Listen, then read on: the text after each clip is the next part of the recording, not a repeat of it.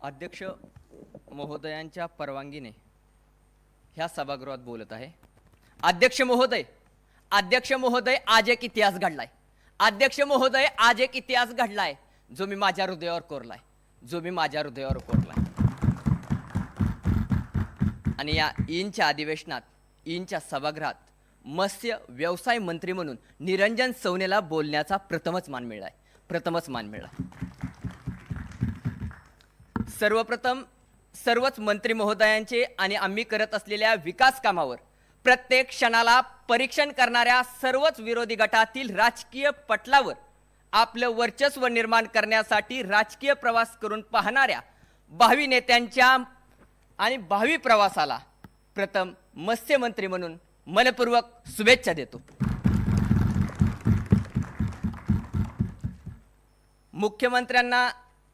मुख्यमंत्र्यांनी ज्या टायमाला मंत्रिपदाचं वाटप करायचं होतं त्या टायमाला कोणतं पद द्यावं असं विचारल्यानंतर ह्या निरंजन सवनेसारख्या पठ्ठ्याला कुठलं जरी पद दिलं तर त्या पदाला न्याय मिळवण्याचं कार्य हा निरंजन सवने करणार आहे ही ग्वाही दिली होती।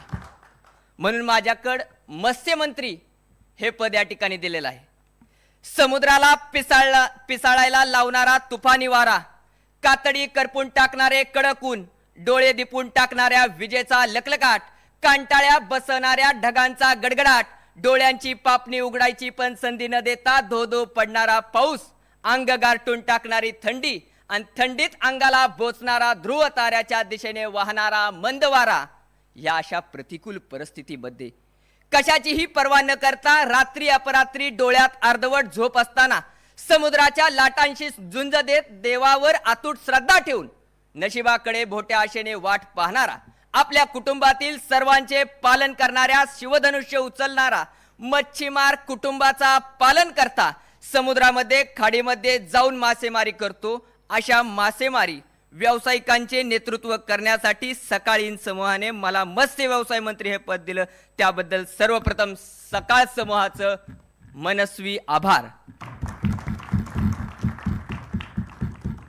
या ठिकाणी विरोधी गटांना माझ्याकडनं काय अपेक्षा असेल त्याआधीच त्यांना सांगतो, मत्स्यमंत्री पद असो किंवा कोणतेही पद असो त्या प्रत्येक पदाला न्याय देण्याचं कार्य करतोय।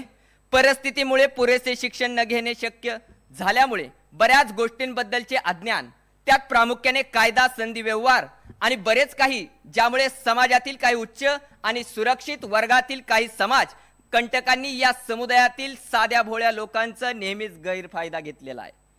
मासेमारीशी निगडीत असल्यामुळे या वस्त्या नेहमीच समुद्र आणि खाडीच्या तटावर बसलेल्या आहेत। अध्यक्ष महोदय,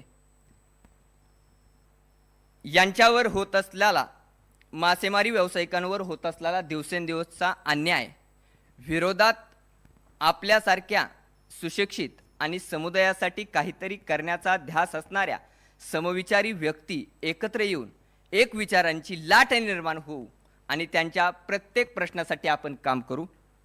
आणि या ठिकाणी मला आनंद होतोय सांगण्याला, भारताचे प्रधानमंत्री सन्माननीय नरेंद्रजी मोदी साहेब यांच्या शुभ हस्ते 10 सप्टेंबर 2020 रोजी प्रधानमंत्री मत्स्य संपदा योजना या देशात लागू झाली। या योजनेद्वारे मत्स्य क्षेत्रात काम करणाऱ्या लोकांना व्यवसाय करण्यासाठी सरकारकडून तब्बल 3 लाख कर्ज दिले जाते। किसान क्रेडिट कार्ड देखील याचा भाग आहे, ज्याद्वारे कमी व्याजदराने कर्ज उपलब्ध होते। ही योजना सुरू झाल्यापासून सुमारे अध्यक्ष महोदय 55 लाखांपेक्षा अधिक लोकांना रोजगार या ठिकाणी मिळालेला आहे। त्या ठिकाणी अजून एक महत्त्वाची गोष्ट मी या ठिकाणी सांगतो की मच्छीमार युवकांसाठी महाराष्ट्रामध्ये प्रशिक्षण आहे, ज्यामध्ये नौका इंजिन देखभाल, सागरी मत्स्य उत्पादन कसे वाढावे यासाठी प्रशिक्षण दिले जाते।